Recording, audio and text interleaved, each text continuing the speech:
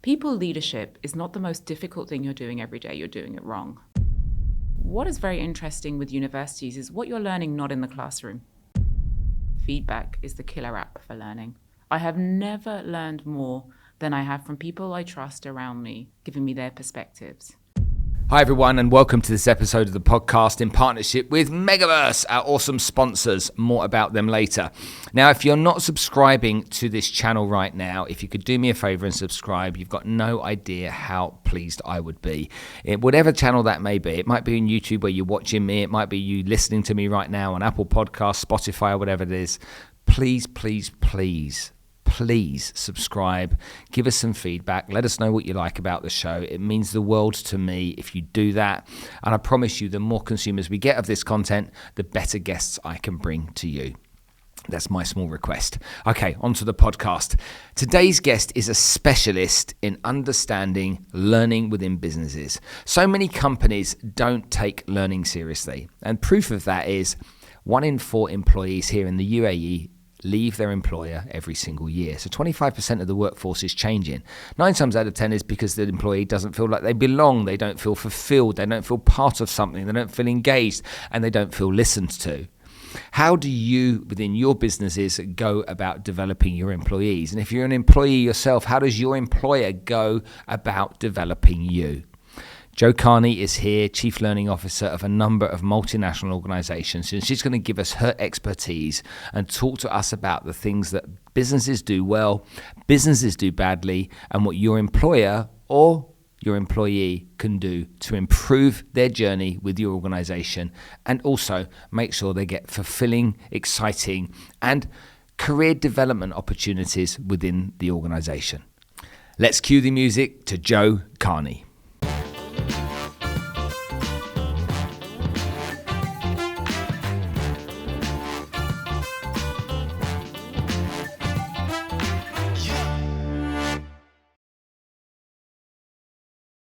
Megaverse, the digital frontier of tomorrow.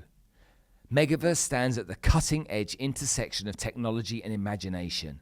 It's a virtual realm where the limitless expanse of the digital universe unfolds, offering users unparalleled experiences and interactions. With its advanced metaverse platform, users can craft unique avatars, forge connections, and even establish their own digital estates. It's more than just virtual reality. Megaverse is an expansive digital civilization teeming with opportunities for both individuals and brands. From immersive concerts to revolutionary retail experiences, Megaverse is redefining the way we engage with the digital world. As we stand on the brink of a new era where the lines between our physical reality and the digital realm blur, Megaverse is poised to lead the charge in this brave new world. Dive in and discover a universe without bounds. This really is the future. Well, Jo, thank you for joining us today on the show. I really appreciate you taking the time to come and sit down with us and talk all things leadership, people, personnel, love, passion, and happiness. Yeah, wonderful. Thank you so much for having me here, and I can't wait. Okay, so we have lots of guests on the show over the years, okay? No one with the specific expertise that you have, so please forgive me if I drill into some of your knowledge and experience and get your points of view on many issues. But for the benefit of everybody in the US, in the UK, and here in the UAE that are consuming this content right now, give us a little bit of your background. I think one of the themes of my life is having people that were lucky enough to believe in me. I had access to incredible education and incredible people that believed in me. Even though as I went through school and uni, I never was really sure on what I wanted to be when I grew up. I still, it's something I think about today. What do I want to be when I grow up? I always gravitated towards a path of learning. And that was, I think, what centered me for my life. And definitely as a child sometimes learning always kind of centered me. When I left university. Again, I wasn't sure what I should do or who I was meant to be, but started lecturing and teaching and got a real joy out of it, but felt that I wasn't getting the feedback loop was quite limited, and went really into consulting because I think I heard it once and thought that'll give me a few weeks to figure out, a few months or years to figure out what again I want to do. And I just got the opportunity from there to work with people. And I slowly started to realize I was just fascinated with people and trying to repay the goodness and kindness people had put in me. And that's been what's guided me throughout my career. So I've had the opportunity to work with really some of the best leaders and learners, from Ireland to Singapore to Australia to Silicon Valley, to Saudi Arabia, and now to Dubai. So that's as far as my story has gotten to now. It's interesting you talk about this because my daughters are the first kids in any generation of my family to go to university, and that was something that was really important to me many years ago when I spent all the money on the private schools and all that went with it. My eldest went to university for 4 years, and she came out, and as she walked off the stage up to see me to give me her certificate scroll, whatever, parchment, there you go. Okay, she handed it to me. She goes, "Can I go to work now?" Wow. Whereas my other daughter, and she's not academically bright, my other daughter is academically very switched on and has gone through university and, walk in the park for her nice and easily, but she hasn't stepped into this finding out what she really wants to be. So it's interesting that you're there. I have this kind of issue with my own background and how learning and development works. And I think that, I'm 53 years old, so I'm much older than you. And so when I was at school all those years ago, I failed everything. I got 1 O-level. I couldn't do A-levels because I was too thick, I was told. I couldn't go to college. It's good these days. So. Yeah, but that's the thing, So I'm going to leverage a little bit of that, hopefully, in this conversation. But back then, you'll never come to anything. Nothing's going to happen that's going to be good for you. Whatever you want to achieve in your career, it's not going to happen because you didn't get a degree and, you weren't intelligent enough at school or you didn't try hard enough at school, I think was what was said to me. However, I kind of saw myself as a scrapper. Somebody that went out there and battled against the tide and tried to make something of myself along the way. I question university nowadays, and the reason I question it is that I've just paid for 2 daughters to go through university, and I was kind of hoping it was a 9-to-5 thing, 5 days a week. And I found out that it was many years of a kind of 9-to-5, maybe 1 day a week, or maybe 2 days if you're lucky. What are your thoughts on how that tertiary education system works, and how good it is, and what it needs to do to improve? Yeah, I think it's an interesting point. Many years ago, people far brighter than me, like Cardinal Newman and real educators, I think had great concepts around university being a place of community. And I think some L&D professionals or educators may look and say, that's not the purpose of a university, but I'd argue it is. We learn best in communities through social learning, through peer exchanges. And I think what is very interesting with universities is what you're learning not in the classroom. What you're learning in those times of meeting people that are not from the same background as you, how you're bringing diversity of thought forward in your life. That's how we cultivate, I think, learners and future leaders. I think what university instills in people, which is incredibly important, is discipline. And I think sometimes we lose sight of how important in the workplace rigor and structure is. And it's like that old line that the difference between an army and a mob is rigor. And I think that's what university gives individuals really, really well. But it's really those social experiences that I think that I look back have crafted who I want to be and how I want to go forward. And it's more of a holistic experience than I think what happens in the lecture room. Interesting point. So somebody said to me, most people don't look at what you studied at university. So when your CV goes across the table many years down the road, it's like, yes, you've got a degree, yes, you've got a first, but at what university is kind of important. But what you actually studied wasn't so much. And this guy I was chatting to, who's well known here in Dubai, I'm like, an old wise man, let's call it that without putting his name on it. He said, what university means to me is that somebody has demonstrated the ability to learn. And that's what I'm interested in. People have got the ability to learn because some people don't. But what he also said to me is that when people go to university, it's alumni. So you say community. The alumni is really good for your future. My kids went to university in COVID. And so they weren't in for most of their time. So they don't really know so many people they were at uni with. And because he said that was a really important thing, it was really disappointing for me that they didn't get one of those things: community, alumni, this group of people who they've connected with for long-term benefits in many different ways. Yeah. When we look at the workplace learning for me is a much better place to learn, because of the way I learn, not because of any other reason. I need you to show me, I need to feel it, I need to experience it, I need to kind of like maneuver around it for it to go into my brain rather than be sat in a lecture room. And so companies that make a big effort to really take learning seriously and commitment to the development of their employees are the companies that I love. Yeah. What does that mean to you with what you do now, but over the years along the way? Have you got experiences where companies really invested in you developing and growing in the way you wanted to? Yeah, I feel very grateful, very lucky in this regard that I was exposed to great learning, but not in the traditional way. So people often talk about the 70-20-10 model of, 70% of learning, happening through experience and 10% of learning happening in a classroom. I actually think we're looking at more 90% of learning happening outside the classroom. And where you see people thrive and people learn is really where they're doing things like job shadowing. People are exposing them to work that maybe is outside of their scope, outside of their level, where they're getting feedback fast and regularly, where they're encouraged to ask for it, where they have things like challenger safety and they can raise questions. This is where the real learning happens. And this is why leadership is critical, because you don't, as a leader, get to say, my team's learning happens in that little box in that room, and then they come back and they need to do their job. It's your duty to pay your learning forward, and it's your duty to continuously upskill those in your jurisdiction. When you see companies that commit to learning, you see a completely different culture within a business. There's many people that I know that have gone to work in various companies here in the UAE, and they're like, they don't teach me anything. It's kind of like sink or swim type of stuff.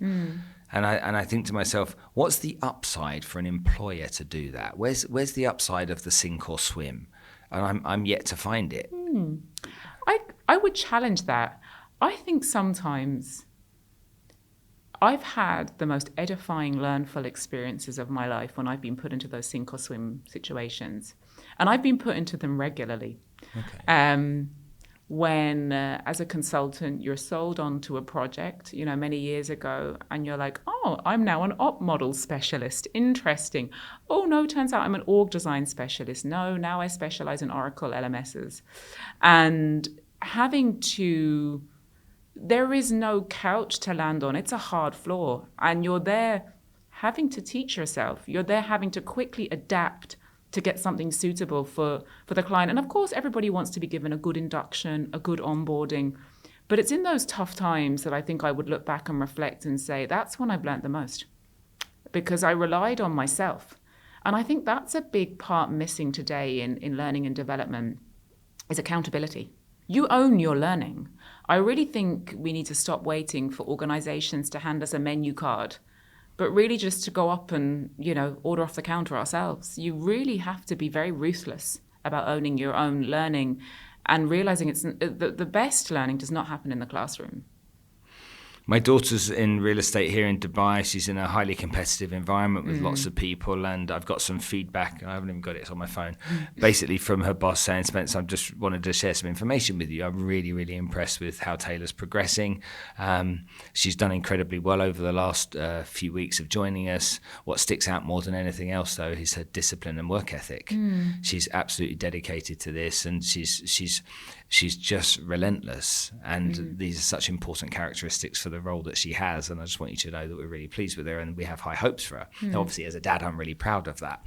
But that's that to kind of like get in, get stuck in, crack on, make it happen. When employers see people behave like that, there's a hunger and a desire, to want to do well and deliver well and grow within the business. They're almost, that utopia that we look for within anybody that works in our organisation. 100%. Is in your experience, is that something that you see constantly, or is that something that you see less and less nowadays? What do you see? I see a mix, if I'm honest with you. And I completely agree, by the way. That is the first person I'm hiring. If that person is going to get the job done, if they're not going to say to me, I just operate within the little box I was hired for, but they're willing to adapt, pivot on a dime, they're willing to say, I'm accountable for this end to end. So I look at the typos, I look at the vendor relationships, I'm just making sure I get the full job done. They're the people that I'm hiring. And I think we talk a lot about intergenerational differences, and we talk about different generations in the workplace, how they respond, snowflakes. But honestly, in my experience, a lot depends on people's background. A lot depends on their ambition, regardless of generation. And it's actually one of the first questions I will ask in an interview.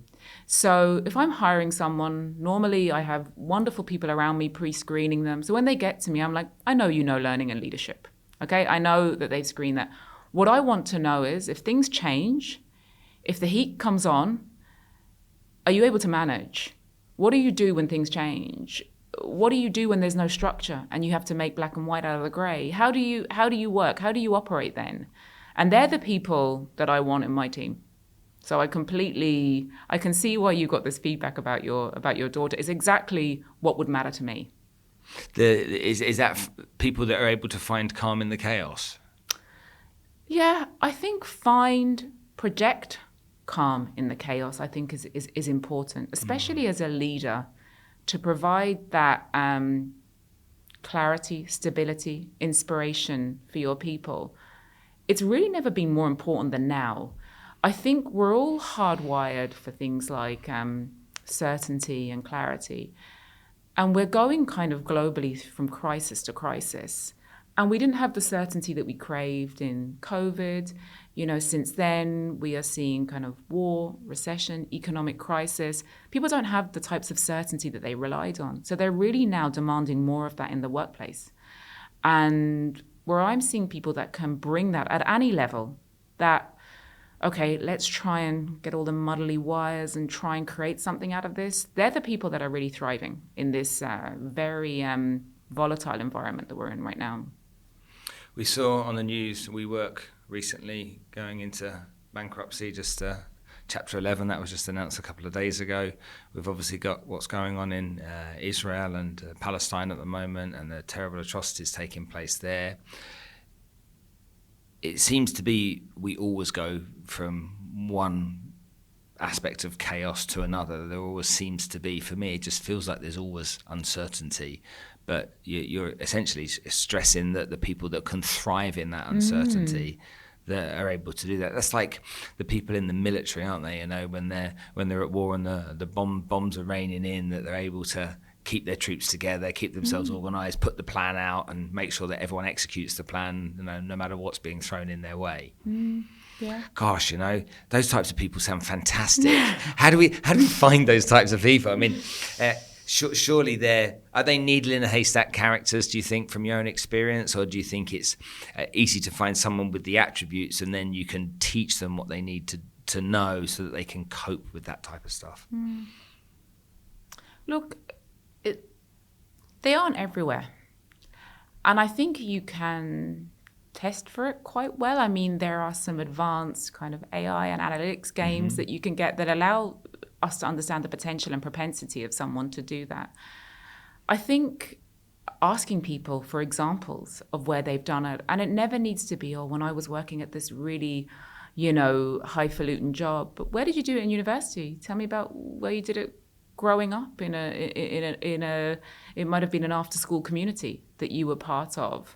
And I think you can assess learnability from people as well. You can understand how committed people are to learning. So even if they don't fully understand the power that they have to thrive in times of constant change, if you can assess them for learnability and will to get there,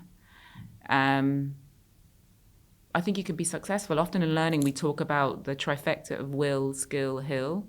And if that hill is within the person and they don't think that they need to thrive and change, or they don't want to, then they're probably not the right individual for a very change kind of forward situation that most businesses really are going through right now. Tell me more about that trifecta for the benefit of our audience here today. Explain how that works. Yeah, I think it's a useful framework for thinking about learning within organizations. So it's skill, will, hill. And it's interesting to reflect upon because you can partner with people to give them the skills. But if there's hills, a bad system will beat a good person any day of the week.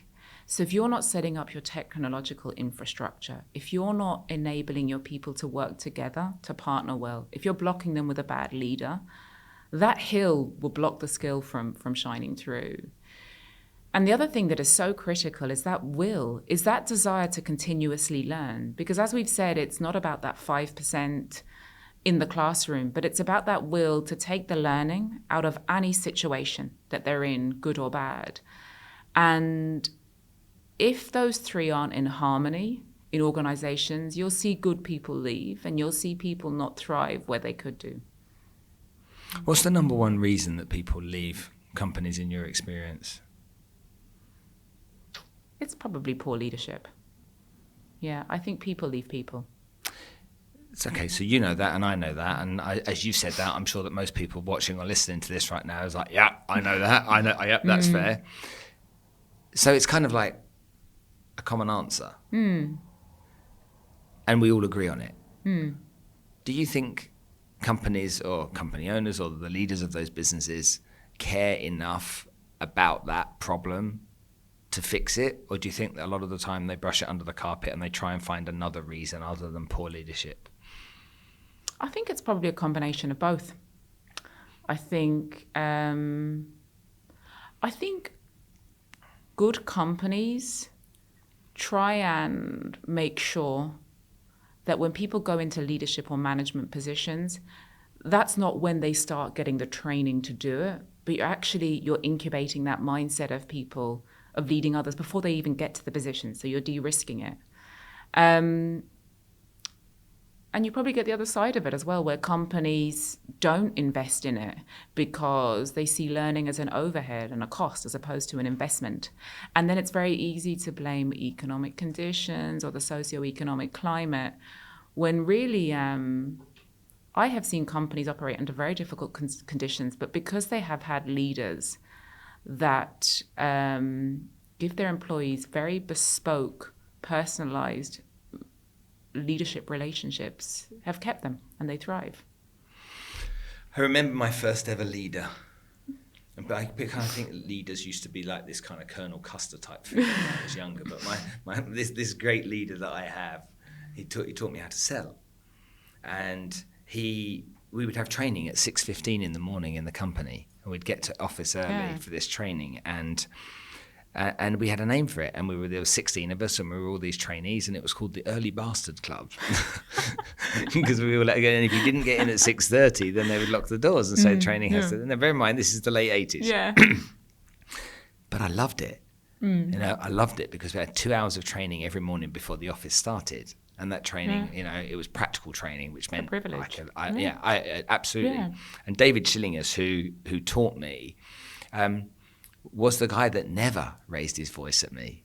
And he was always enthusiastic. He never used the stick. He might tease me from time to time, but he never used the stick. And he always celebrated every tiny little win that I had. He celebrated. And he made me feel really where I belonged, and made me feel valued, that I cared. It made me feel that he took responsibility for my future. And bear in mind, I'm like 18 years old, 19 years old. But you've never forgot his name. Not only that, somebody contacted me some years ago here in the UAE and said to me, would you come in and do some sales training for the company? I was like, yeah, I'd love to. And it's a big company here. I met the CEO of that company, and he said to me, I have a friend. I said, where did you get my details from? He said, I have a friend in the UK who recommends you really highly. And I said, what's his name? He said, his name's David Schillingus. Oh my goodness, I've not spoken to the guy since 1990. That is wild. And part of my brain's like, that's just 5, 6, 7. Oh my goodness, no. Yeah. It's 33 years ago. So a few years ago, he I reached out to him on LinkedIn and said, David, I found you on LinkedIn. I want you to know what an impact you had in my life. I can't thank you enough. Yeah. It was an emotional thing for me to reach out to him, not thinking he'd respond. And he responded, Spence, I've been following you for the last 30 years. Goodness. I'm so proud of you. That is the nicest story. I sobbed my face off for the rest of the day. Yeah. And then when I was in London next, we met and he gave me this big bear hug. And that's how powerful good leadership is. It brings you to tears. He said to me, he said, you always had it. I knew you have it. He goes, that's why I watched you. And I have so much debt I owe him. I love that story. I know I've told that story before a few times over the last couple of years. And when I think about what I was actually taught, so that was the emotional, lovely stuff about David, all of the warmth came out of both of us then. Mm-hmm. But I was in sales, and this was back in the days before we had computers on our desks. We had a card box, and it was old school. I worked in the City of London. I had my patch, which was EC3, one postcode, and I was selling office equipment. And he taught me to understand how important rejection was in sales, that you need more rejection than you need acceptance. And so if you can get yourself conditioned to understand that work well. And so I said this for the benefit of you. Day one, he said to me, go and get me 100 people to say no to you. And I went at the end of the day thinking, I don't know. And bear in mind, I'm a kid, I don't know much. Yeah. So I went and got 100 people to say no to me. At the end of the day, he gave me a high five, gave me a hug. He said, great job, see you tomorrow. And I went home and I said to my mum and my dad, you told me to get 100 people to say no. My mum's like, you're in sales and you got no's. She's like, that's mad. What kind of a child are you? Yeah. And then next day he said to me, get me another 100 no's. And so at the end of that day, I went to him. He was brilliant, gave me 2 high fives. Well done. Awesome job. Really impressed.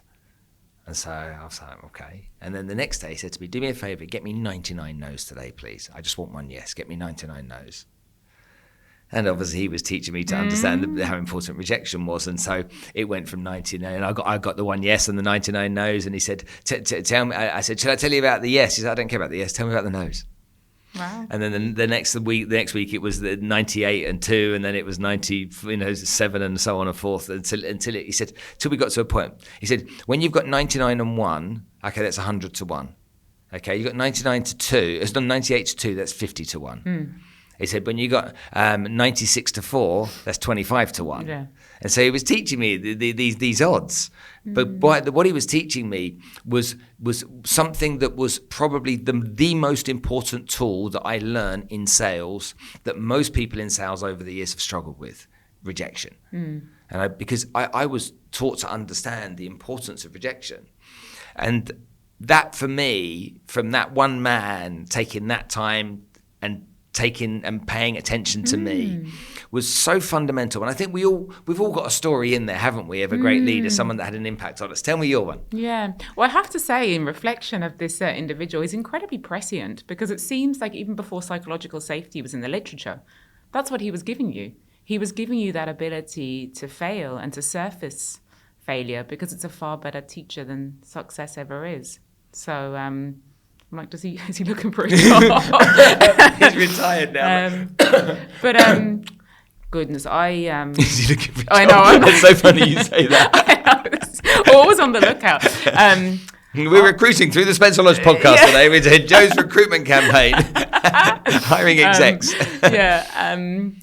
I've just had so many good leaders that I work with now and that I've worked with through all my career. I can think back to one when I was much younger, and I was working for a large pharma client that was in a turnaround phase. And I was in there looking at regenerating some human capital practices, and I was working with a partner from a consultancy I was with at the time.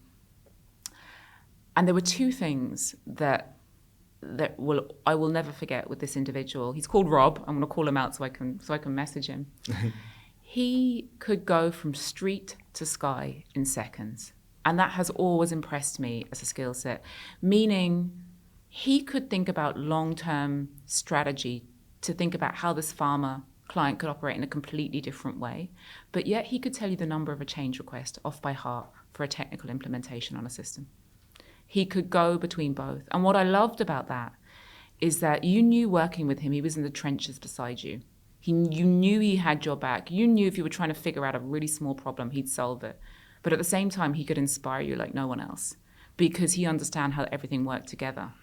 And to be able to do that backwards and forwards was, to me, an incredible skill set. And he taught me something that I have applied throughout my career and has never let me down, which is leaders are made not walking on the backs of other people, but standing on their shoulders. And when you find good people, and it doesn't matter if they're leaders, if they're peers, if they're more junior to you, bring them into your community, because there is a contagion effect to that. And leadership multiplies. And that's what I still do today. I'm honing my radar as best as I can to find good people, and I'm really tying myself to them and learning from them. And that has been, I think, how I've gotten to try to continue to work on my leadership practice. And are you still in touch with Rob? Not really, but now I'm thinking I'm going to message him. Yeah, I'm going to message him. This is the message that I think would be the most amazing message in that, this is an example, would be, and however you did that, whichever format you used. Rob is now famous. I paid it back. Hey, but you know, there's something in this. Rob, I was on a podcast the other day and I was asked about leadership. Okay, and you always come to my mind as the most profound leader that I ever worked for. Nothing more. Just wanted you to know that. Yeah. You make someone's year. Oh, I'm going to send it to him. And do you know what? I'm nearly in tears now. And that's what happens with good leadership. It's that emotive. It can bring you to tears. But I'm going to do that 100%.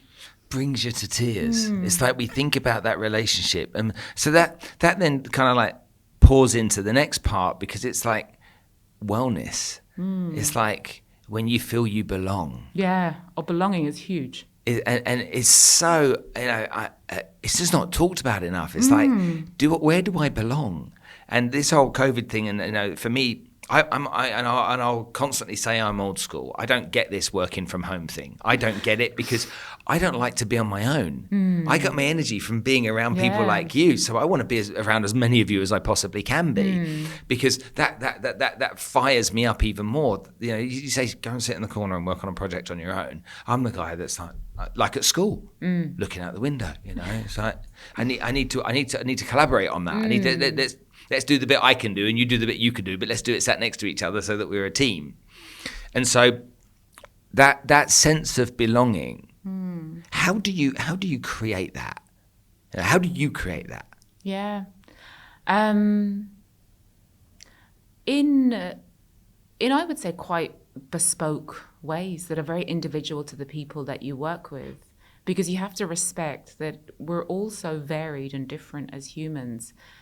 I think what I'm trying to work on is challenger safety is one thing within the team. Giving people a safe space to speak up when they see something that they don't think is working. And that to me is a route to belonging, because if someone feels that they're heard and that they're seen, it's incredible how those moments of exchange vulnerability really create bonds and really create belonging for someone in an organization. I think other things are, it's so funny. I think sometimes in leadership we talk about, are you a servant leader or are you adaptive? Do you practice complexity leadership theory? Honestly, it's back to first principles. Do you know the name of your team member's dog? Do you know their birthday? Do you care enough to know what they did at the weekend? Do you know that maybe they're going through something right now? So maybe that extra project isn't the right time for them. Do you know that an opportunity came up for a speaking engagement and you know they're really looking for it? And it's those hyper-personalized, bespoke treatments as a leader that I think really create belonging and drive loyalty within your team members. I think sometimes in leadership we make out it's incredibly complex, and I think if we could master the basics, it'd be a good first step. As you talk, all these stories are flooding in, okay, from my past and from people that I've led along the way. I had this one guy that said to me, "Spence, I hated your guts when I worked for you, but I can't tell you." Use those words? Everything you taught me was the most defining information of my life, and I've gone on to use it, and now I'm coming back to say thank you. He goes, "I was young, I was stupid, and I didn't know what the right thing was then." He said, "But I realise now." So I've had that once or twice, but then I've had something really unusual, like, do you remember the day you lent me that 50 quid? And this is an employee. He goes, "I couldn't get home from work, so I didn't have enough money." He said, "It was my first week on the job and I had no money." He said, "And you gave me 50 quid to get a cab home." He said, "I'll never forget that." Goes, that was so important to me. And you're just like, to me, it was the kind of guy, he needed money for a cab. I'm like, give the guy the money for a cab. You know, didn't even know, I couldn't even tell you the next day that I did it. But for him, so profound, resonated so much. It's like somebody cares. And so when you have those little pieces of feedback, it really makes you stop and think about those interactions that you have. Now, you work with people from many different backgrounds and many different cultures. And so if you go back to Ireland where you're from, or from the UK where I'm from, we're dealing with something similar from a cultural point of view. You know, we have stuff like banter in Ireland and the UK. We do that, don't we? You know, for sure. And if you're talking to your fellow, or actually the Irish and the Brits, we can have that banter. Usually, my wife is Armenian, born in Uzbekistan, went to school in Wales, and she does not understand banter. Oh goodness! And she does like you. That's a learning intervention. That's So it's interesting, and so I will sit with somebody like you that's a friend of mine, and we will have banter, and she'll be like, wow. Why you can't say that? Why would you say that was so rude? And I'm like, what was rude? She's crying with laughter, and she was saying something like this. And in her culture that doesn't exist. Now, of course, there's comedy and personality and character, all this kind of stuff, and satire, but in the same way that we have it, those kind of off the cuff kind of flippant remarks that are all in jest and fun and lighthearted. When you deal with many different cultures as you do, how do you manage that kind of approach? Because I found it challenging. It is challenging. And a really good leader that I work with, he said something to me the other day, which was, if people leadership is not the most difficult thing you're doing every day, you're doing it wrong. And it is. And that working, especially in Dubai, where there's a culture of microcultures, really, is incredibly challenging, because you want to be respectful of someone's culture, but also you want to integrate those cultures and expose people to diversity of cultures because it aids their learning as well. And I think you need to lead with a level of humility. Get to know people, get to understand cultures, get to understand why that motivate them. Ask people. I think asking people around the way they work is really important as well. I don't think we do that enough up front as leaders in terms of, asking people, how their experiences have impacted them and how they would like to be worked with. But I see working in the Middle East and especially the GCC region, if you're interested in people, there can be no better place to work, because having people from such diverse backgrounds, the strength of your teams, the strength of your initiatives is really, based upon the diversity of thought and teams. And when you're bringing in people from these diverse backgrounds, you're getting such rich collaboration. It's incredible. So I see it as, it's for sure a challenge, and it's something I'm still working on and trying to lead with humility and knowing that I don't know everything, but I'm learning a lot from. When you look at your journey so far and the work that you're most proud of, what is that? Wow. I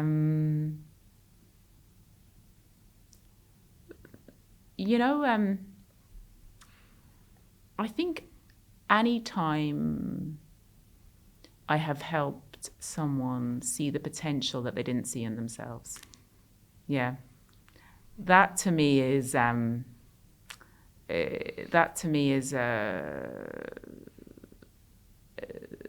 the work that I'm meant to do, and I have worked with a lot of people that I hope have just even moved them a couple of meters further along in realizing the greatness that lies within them.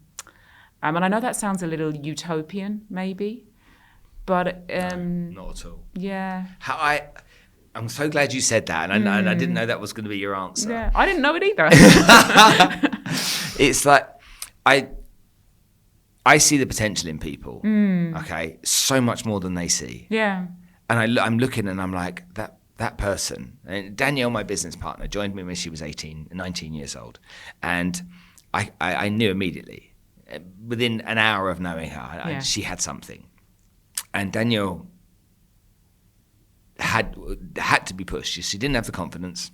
I needed to take her places, and she didn't have that confidence. And so it was time for me to focus on that. And I promoted her. And when I promoted her, she said, "Oh, I don't want the promotion." And I'm like, "You need the promotion." No. I'm good. I'm good doing this right now. That's fine. And I'm like, "Danny, it's your time." And she took that step, and I'm like, "You have to remember, you don't have to know it right now. Okay, take the job and learn it, yeah?" So she did that. She settled in, got that job, got comfortable with it and whatnot. And I'm like, "It's time to go again." And she was like, "You're kidding me." I just got settled. And then we kept promoting her through, and her growth over the years, it was because I saw so much potential in her. And getting her to fulfill that potential was really important to me. Yeah. Sometimes I see potential in people, and well, anyway, she's gone on. She's the CEO of the company now, and we've created this great company. Not all, but 90% of it's her. I've got two skills. One is a great salesperson. The other skill I've got is that I know how to find good people. That's the only two skills I've got. Everything else I'm totally awful at. But she's good at everything else. Yeah. But when I look at people's potential, it screams at me sometimes. Yeah. And I so want people to see what they're able to be, but I don't know how to get them to that place. So what advice could you give in that type of scenario? Yeah. That is very challenging. I feel like you've asked for advice on the most difficult thing.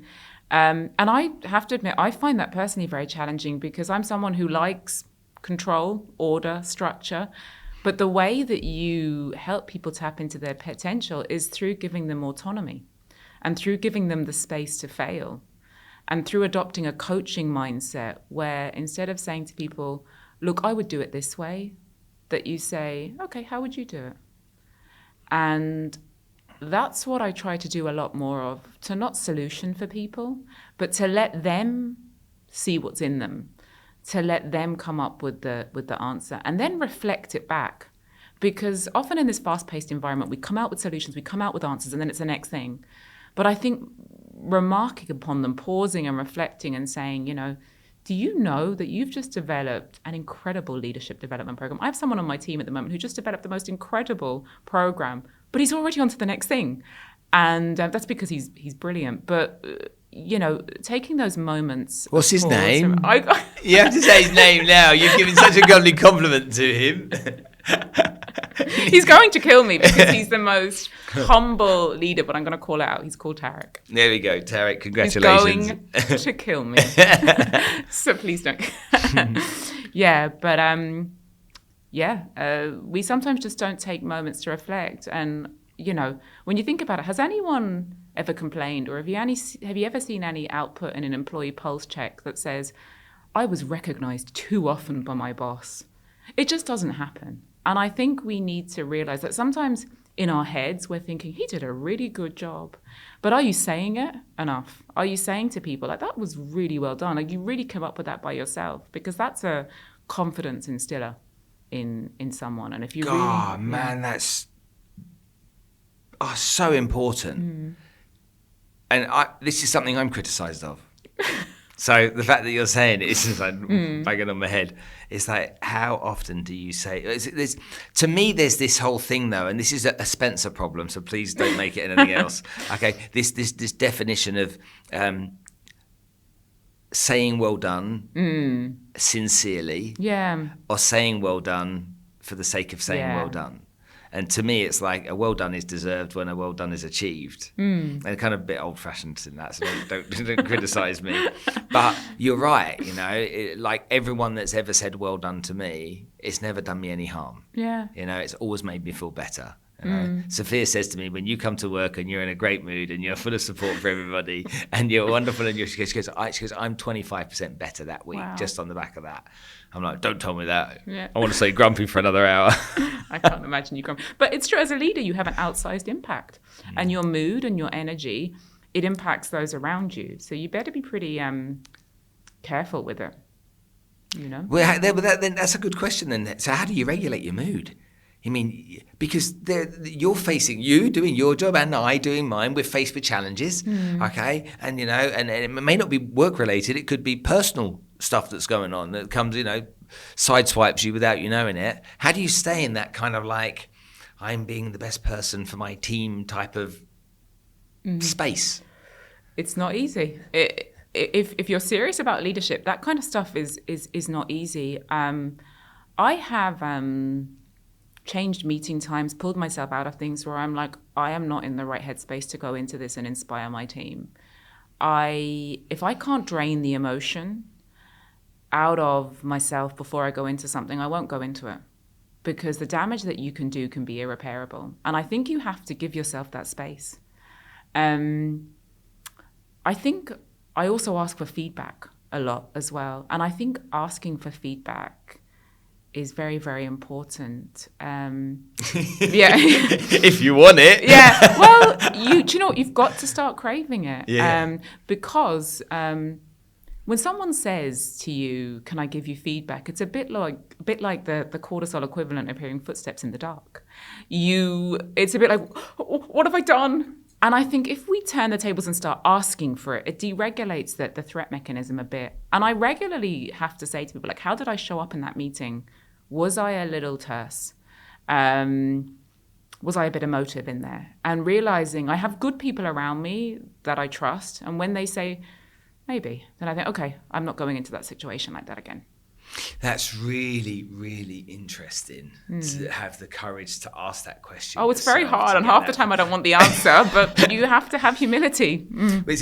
As you know, my eldest has started working here in Dubai, and I'm essentially given her a blueprint to follow, and I'm like, this is what you're going to do for 90 days. Follow this plan, and I'll guide you. And she goes, Dad, you know best. I'll listen to everything you say. Wow. Okay, which was great.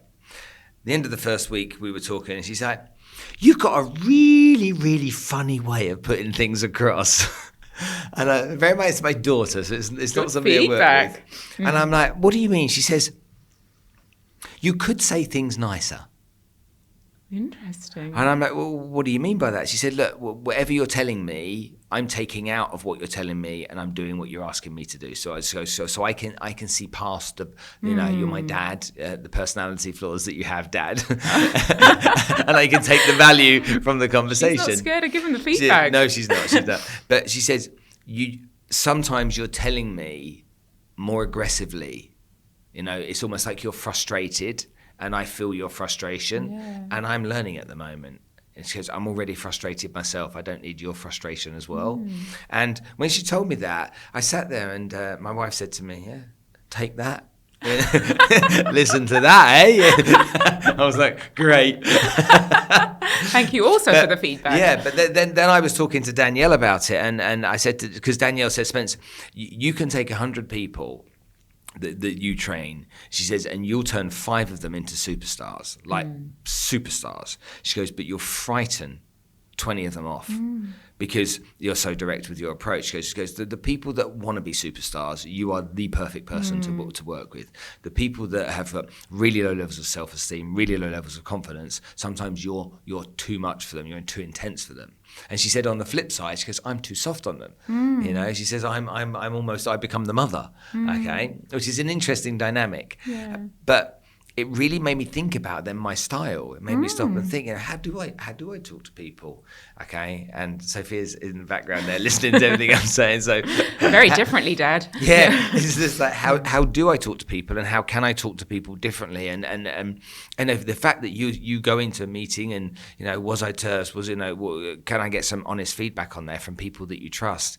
It gave me shivers, as you said it. It made me fearful, but if I had the courage, okay, if I was open enough to go and ask for that feedback, and I was able to get honest feedback, like my daughter gave me, then what harm can it do? It can only help. Yeah. When we talk about learning and development, I honestly think feedback is the killer app for learning. I have never learned more than I have from people I trust around me, giving me their perspectives. And it takes a while sometimes when you first have a working relationship with someone, they're like, oh, can I really tell her that she wasn't great in that situation? But once you say, like, thank you, and you respect it, and you're not defensive around it, and you start to get more and more, that's where I'm learning the most at the moment, from people around me that are courageous enough to tell me where I can get better. So globally, you have how many employees? 46,000. And how many nationalities? I mean, I couldn't All tell of you, them? but hundreds. All of them, yeah. Find me one we don't have. And when you look at other companies that are of that kind of size, do you think they take learning and development as seriously as they should? Yeah, I do. You do? Yeah, I do. And I think for so many reasons, because they hire well and they hire good people that are committed to the growth and development of their people, and that pay leadership forward, and that realize being a leader and being a learner is not about what you're consuming. It's not about being in charge. It's about serving those in your charge. And I feel very confident about that. And then when you look at your business, you said something earlier which resonates with me. Some companies see what you do as a cost. Okay, and I find that really fascinating, because if there are leaders in business that see that as a cost, they really don't understand the benefits that go with it. Yeah. Because it doesn't take rocket science to work out that if what you do is done really and executed really effectively, the shareholders care about the numbers. They care about the top line and the bottom line, really, don't they? That's what shareholders are generally focused on more than anything else. And if the board has to report into the shareholders, then the board then are focused on how they're going to get the best out of the business. And if there's a great learning and development commitment and division within the business, then that just adds to the benefit of the business. And it's not only about how much profit you make, it's about having a group of people in your company, whether it's 50 people or 5,000 people, okay, that all want to be there, care about the company they work for, care about the mission the business is on, okay, and know that they belong there. And it's almost like it's us against the rest of the world type of psychology, isn't it? It's like we're together, we're a team, okay, and well, it's not against the rest of the world. We're here because we belong here and we know where we're going. Yeah, and there's two sides to this story, I think, in that I think as a learning and development community, we have been struggling with the quagmire for years of how do you put ROI on learning? And I think probably we could have done a little bit better in shaping up exactly how do you measure the impact of learning on individuals. And I don't think we're articulating it well enough. And I'm so interested now in companies that are out there that are doing it in really scientific ways. I've been talking to, there's a company called Immersion Neuro out in Silicon Valley that measure hormonal levels of insight. And then you have a scientific measure of how much people are learning. We know, if you've been in learning long enough, you know it's so tightly tied to retention, employee experience, productivity. But how do you put a hard number on it? That's a big, big challenge. And people, when they look at business models, cost, investment, balance sheets, they want hard numbers. So there's a little bit of chicken and egg in that situation. I think the L&D community needs to get better, but there needs to be an understanding as well. You can't isolate the learning variable. And it's those progressive companies that can really understand that it's an investment that are really thriving, I think, at the moment. And there's little things you can do about that. Have stay interviews instead of exit interviews. Ask people why they stay at a company. And when I did that, done that in one company in Silicon Valley, learning and development was in pretty much 95% of the interview data. Stay interviews. Sounds so obvious when Yeah. you say it, doesn't it? But why would you ask them on why they leave? Ask them why, because it's too late. Yeah. They're gone, And it's okay, it's useful data for sure, but ask them why they're staying and try and replicate that. Joe, I could sit and talk to you all afternoon about this. It's fantastic talking about this subject with you. I better stop it now because we've gone past an hour already. Yeah. Thank you so much for coming to join us on the show today, sharing us with your expertise and your insights and your thoughts. It's been an absolute pleasure. No, thank you. The pleasure's been all mine, and I appreciate being here.